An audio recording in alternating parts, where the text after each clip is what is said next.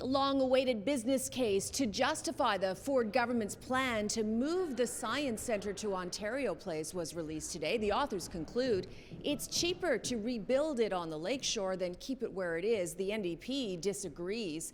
This story is full of pros and cons. If relocated, costs incurred by the Ontario taxpayer will be approximately $257 million less over a 50-year period when compared to remaining at Don Mills. The Science Centre first opened in 1969. This video from the 70s shows it hasn't really changed in the last 53 years. This long blue bridge spans a green valley.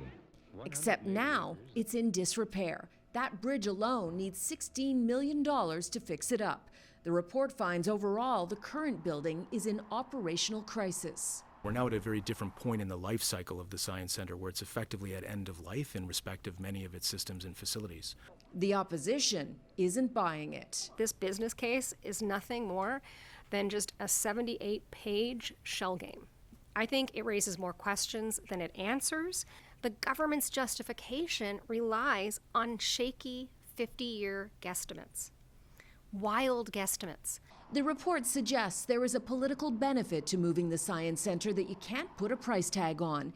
It says moving a cultural anchor like the Science Centre could be an important addition to counter negative perceptions of the commercialization and privatization of Ontario Place. The bottom line is the community was shut out of this. Ontarians were shut out of this, and this government has been very secretive about what they're doing. The Ford government plans to build a new Science Centre on top of the existing parking lot at Ontario Place and put programming in the iconic pods. They didn't even include the costs of revitalizing the pods where this is supposed to be moved. You've got a Science Centre that's going to be half the size.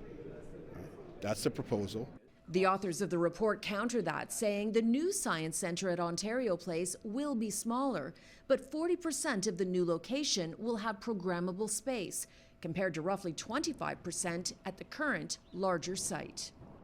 The report also says that Ontario governments have been discussing moving the Science Centre to Ontario Place for the past 12 years.